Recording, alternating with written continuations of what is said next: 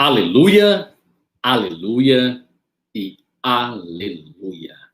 Queridos irmãos, graça e paz do Senhor Jesus Cristo para todos os amados irmãos e irmãs que nos acompanham nesta jornada de 21 dias para uma expansão. O Senhor tem feito coisas tremendas e maravilhosas.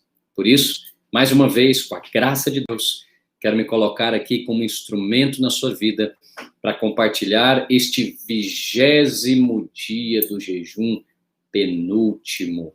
Amanhã terminamos para a glória de Jesus. O Senhor é bom, Ele tem nos sustentado e dado a você graça para orar e jejuar. Se você tem estado conosco esses 21 dias, alguém muito agraciado, muito favorecido. Se não, você chegou agora através de um amigo ou através das lives que a minha esposa Janaína Freitas está fazendo no Instagram, comece agora em diante, cada dia um pouco.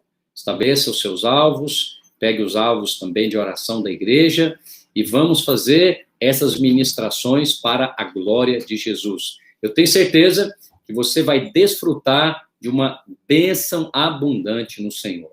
Pegue então o seu material, nós estamos aqui na página 198. Página 198 do nosso livro, Haja uma Expansão. E nós vamos falar de um tempo de... Antes disso, do nosso costume, nós temos testemunhado para você bênção e favor de Deus. Graça sobre graça tem sido multiplicado. E eu testemunhei para você coisas que têm acontecido na vida de irmãos, lendo aqui testemunhos, mas também na vida da igreja. Falamos ontem de uma expansão internacional. O nosso trabalho em Assunção, Paraguai, fica da responsabilidade da Igreja Videira em Belo Horizonte, de toda a vinha de Minas Gerais. E se você, portanto, conhece pessoas, indique-nos, para que nós possamos ir até ela com o Evangelho. Mas eu tenho uma outra bênção para contar para você. Falando de tempo de passagem, essa pandemia, ela vai passar, em nome de Jesus. Sabemos que todas as coisas cooperam para o bem daqueles que amam a Deus. Romanos 8, 28. Falamos já por luta por todos os lados, na nossa ministração anterior. E ainda assim, você consegue perceber graça e favor de Deus. Então, se você está no meio desse jejum, passando por algum tipo de tribulação, ou colocou os seus alvos, eles ainda não foram respondidos, lembre-se do que diz a palavra de Deus em Romanos 8, 28. Sabemos que todas as coisas, não apenas as boas, as ruins também, cooperam para o bem daqueles que amam a Deus. Você, além de amar a Deus, é amado por Ele. E daqueles que são chamados segundo o seu propósito. Eu e você somos chamados segundo o propósito de Deus. Qual é o testemunho? Hoje mesmo, nós já começamos as obras do novo prédio da Videira em Lusaka, Zâmbia, um país africano que nós fazemos a supervisão. Nós, no meio da pandemia, estamos construindo um prédio próprio da Igreja Videira em Lusaka, Zâmbia. Se você quiser mais informações, você pode ir no Instagram, @VineLusaka. Vine é a palavra inglesa para videira. Vine Lusaka é a cidade capital de um país africano chamado Zâmbia. Nosso pastor Collins Mazili e a sua esposa Rida Mazili dirigem aquela obra com um grupo de líderes poderosos. E no meio da pandemia, nós fomos agraciados com uma oferta para construir este prédio próprio da Videira em Lusaka. Então preste atenção, esse é um tempo de passagem. Em tempos assim de passagem, você precisa de ser sábio, discerne o tempo e o modo. Eu quero chamar a sua atenção, você está debaixo de um ministério em expansão. Significa que esse óleo que está descendo sobre esta casa não é somente para a minha pessoa, não é somente para a minha casa ou para o ministério, é para a sua casa também. É para a sua célula, é para o seu desfrute. Eu quero ir com você em João, Evangelho de João, no capítulo 5. Pega aí o seu material, ó, página 198. Eu quero falar a respeito de Jesus e a respeito do tanque de Betesda e da maneira como algumas pessoas se comportam na vida da igreja, na casa de misericórdia. Betesda significa casa de misericórdia. E qual é a casa de misericórdia? A igreja. Então, antes de tomarmos a palavra como alimento, vamos orar pedindo revelação da parte do Senhor. Pai, na autoridade do nome de Jesus, tomamos a tua palavra por alimento e suprimento espiritual. E declaramos, Senhor, que favor de Deus nos é multiplicado para compreender e discernir as Escrituras. Sabemos que elas são poderosas para separar juntas e medulas, e são aptas para discernir os intentos e propósitos do coração, em nome de Jesus. Bem, primeira coisa que eu queria destacar nesse texto de João capítulo 5 é pandemia ou festa.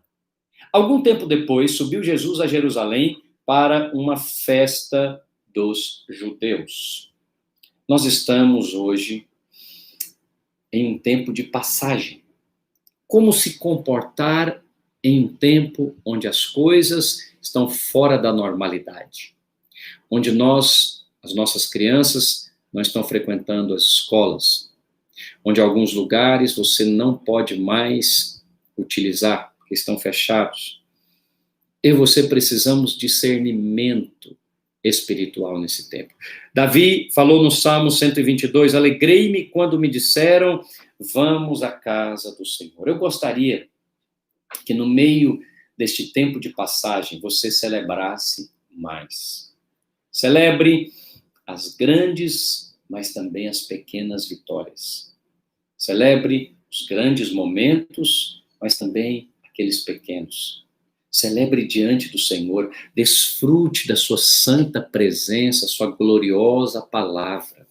Desfrute do seu devocional, desfrute da sua família, desfrute daquelas pessoas que você ama, desfrute da presença gloriosa de ter uma célula, irmãos para você compartilhar, uma igreja para você congregar. Oh, isso é maravilhoso. Em Betesda, que é a casa de Deus, a casa de misericórdia, nós temos 5 tipos de pessoas. 5 tipos de pessoas. Há em Jerusalém, perto da Porta das Ovelhas, um tanque em aramaico chamado Betesda, que tem 5 entradas. O tanque tinha 5 entradas.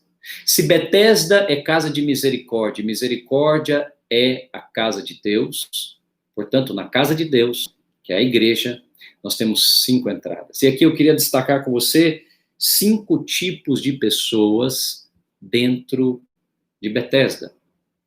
Preste atenção, o tanque era um só, mas havia 5 entradas. Por qual delas você tem entrado?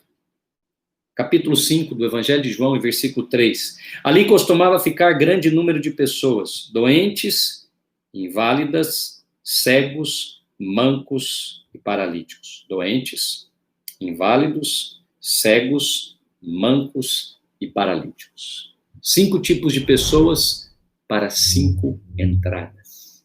Bem, eu não acredito que é coincidência. O que essas pessoas ficavam fazendo?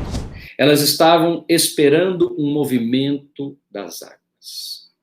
Água parada na Bíblia, símbolo de morte. Água em movimento é vida. O que as pessoas estavam esperando? A água se movimentar. Bem, talvez, como acontece em alguns ministérios e algumas igrejas, você está esperando algo místico. Eu não vou dizer sobrenatural, porque sobrenatural é o padrão de Deus, mas talvez você está esperando algo místico acontecer. Do tipo, águas serem movimentadas, anjos descerem, alguma pessoa vir e falar com você do nada. Bem, eu prefiro voltar-me para a palavra de Deus e compreender alguns princípios espirituais que eu quero destacar nesse tempo de passagem. A Bíblia diz no Evangelho de João que de vez em quando, versículo 1, De vez em quando descia o anjo do Senhor e agitava as águas. Eu não quero, nos dias do Novo Testamento, viver de vez em quando. De vez em quando eu sou abençoado, de vez em quando alguém se converte, de vez em quando alguém batiza, de vez em quando... Não. Esse tempo já passou. Nós estamos na nova e eterna aliança. Cristo já realizou a obra consumada. Não existe de vez em quando no Novo Testamento. A palavra de Deus diz que a salvação é para que dia? Hoje. A Escritura diz que o dia da salvação, desde os dias de Isaías, é para hoje. O Senhor falou, está, não esteve e nem estará. Não esteve no passado e nem estará no futuro. Ele diz, está consumado. Em nenhum lugar no Novo Testamento você encontra a ordem para esperar no Senhor. Esperei no Senhor e confiantemente ele me socorreu quando eu clamei por socorro. Esse falou o salmista lá do Salmo 40. Mas na nova aliança não há nenhuma exortação bíblica para você esperar no Senhor. E sabe o que essas pessoas estavam fazendo? Esperando o mover das águas. Esperando cair um dinheiro na sua conta. Esperando o auxílio do governo. Esperando algum parente favorecer você. Você não precisa esperar quando Cristo já realizou tudo. Pastor, então o que eu preciso fazer? Pois é, tá aí outra coisa que ensinar para você errada ou erroneamente. Você não precisa fazer inicialmente, você precisa crer. E quando você crê corretamente, algo poderoso irá acontecer após a sua crença. Porque o que te recomendou diante de Deus não foi o seu comportamento, foi a sua fé. Sem fé é impossível agradar a Deus. Não é sem o comportamento correto. Não é sem atitude adequada, é sem fé. Portanto, fé é moeda do céu. Fé move questões espirituais. De vez em quando. Eu estou aqui com você na página 203, no terceiro ponto desse tempo de passagem. De vez em quando. Não saia dessa postura de vez em quando e diga, o dia da salvação é hoje. Pastor, mas eu estou com medo da pandemia. Eu já falei muito aqui sobre o medo. Qual é a nossa atitude ou resposta? Herodes chegou para Jesus e disse, vou matá-lo. Aí Jesus falou, estou morrendo de medo de Herodes, eu vou embora, vou deixar de fazer a obra que eu tenho que fazer. Não, ele disse, no Evangelho de Mateus, diga àquela raposa que convém caminhar hoje, amanhã e depois. Eu fico impressionado com o Senhor. Ele é Deus, ele poderia falar, eu vou realizar tudo de uma vez. Está confirmando o que eu disse para você no princípio das lives, lá em Gênesis capítulo 1, versículo 6. E o Senhor fez a criação em quantos dias? 6. E no 7º ele descansou. Ele poderia dizer, haja tudo. Não, mas ele fez cada dia um pouco. Esse é o nosso slogan. Esse é o centro do nosso jejum. Cristo realizando a obra na sua vida, na sua casa, no seu ministério, cada dia um pouco. Fuja de propostas mirabolantes de homens. Fuja de propostas místicas de pessoas que não sabem como a palavra de Deus funciona. Ora, se Deus quisesse fazer tudo de uma vez, ele teria feito lá em Gênesis. E vem aqui Jesus e diz à raposa, Herodes, que é um símbolo de Satanás, sentindo-se, ou Herodes querendo ameaçá-lo, como se fosse aterrorizar o Cristo. Ele disse, convém caminhar hoje, amanhã e depois. Se fosse hoje, ele faria uma hashtag, cada dia um pouco. Então, qual que é a nossa atitude de resposta? O medo, a ameaça ou a fé de caminhar cada dia um pouco? Eu criei, por isso eu falei. Essa é a minha resposta. Essa é a sua resposta. Entre pela porta das ovelhas. Porque você é filho. Não entre pela porta do empréstimo, não entre pela porta do parente rico, não entre pela porta da oportunidade no outro país, mirabolante. Não, Cristo vai ministrando na sua vida cada dia um pouco. E a Bíblia diz que o justo é como a luz da aurora, vai brilhando, brilhando até ser dia perfeito.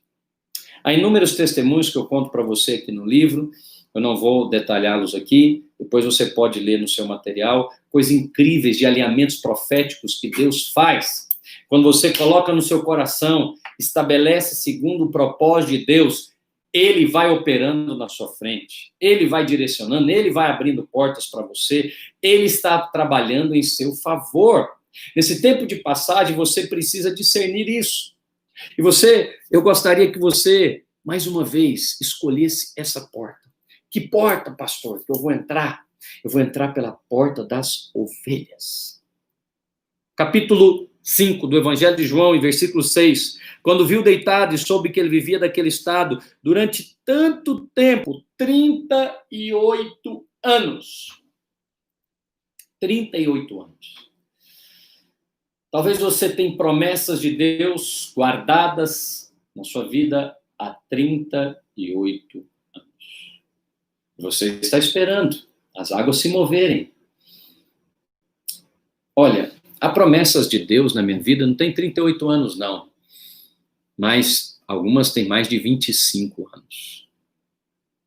Mas eu não estou esperando as águas se moverem. É por isso que eu estou aqui com você, orando e jejuando, crendo e confessando, e trabalhando cada dia um pouco, na direção de ver essas promessas se cumprindo. Aqui não há ninguém passivo, como este homem sentado à beira do caminho, ou à beira do tanque, esperando algo místico acontecer. Você percebe que Jesus chega e as águas são agitadas. O que acontece no jejum é isso.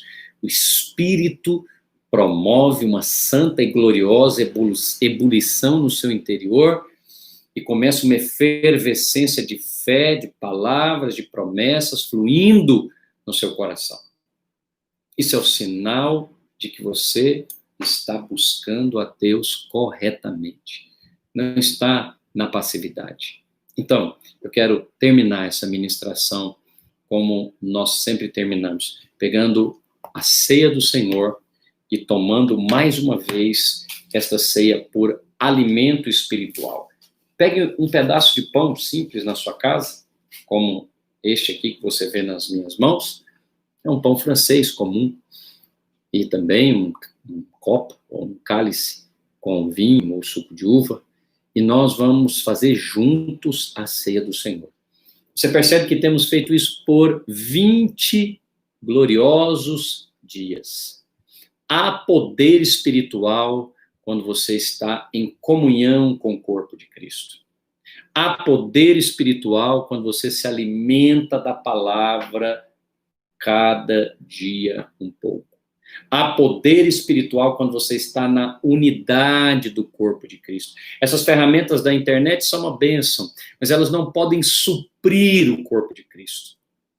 Não permaneça somente em casa se alimentando, vá até a congregação, participe das reuniões de célula, participe do culto de celebração. Lembra que eu te falei? Celebre mais.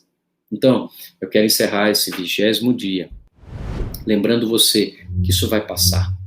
Você e eu voltaremos a congregar, os nossos filhos voltarão a estudar, a economia voltará a crescer, tenha santas e boas expectativas da parte de Deus, porque é isso que os servos do Novo Testamento esperam, boas notícias.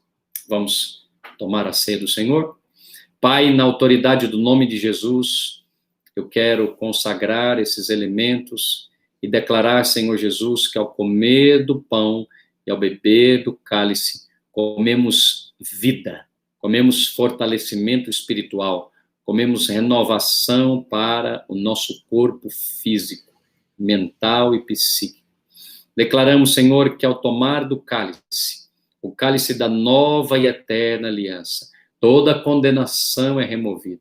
E esse tempo de passagem, se algum irmão ou irmã está em profunda angústia, ou se está enfermo na sua carne, seja curado em nome de Jesus. Seja livre em nome de Jesus. Seja restabelecido em nome de Jesus. E você desfrute de plena saúde e comunhão para a glória de Deus. Amém? Tem um tempo para fazer isso com os irmãos que estão aí na sua célula, ou com as pessoas da família, como a da ceia do Senhor, juntos, em nome de Jesus. Espero você, com a graça de Deus, nosso último dia do jejum de 21 dias, haja uma expansão. Deus te abençoe. Espero você também na Videira, em Belo Horizonte, na Avenida Bernardo Vasconcelos, 811, no bairro Cachoeirinha. Domingo, 19 horas. Fique na paz.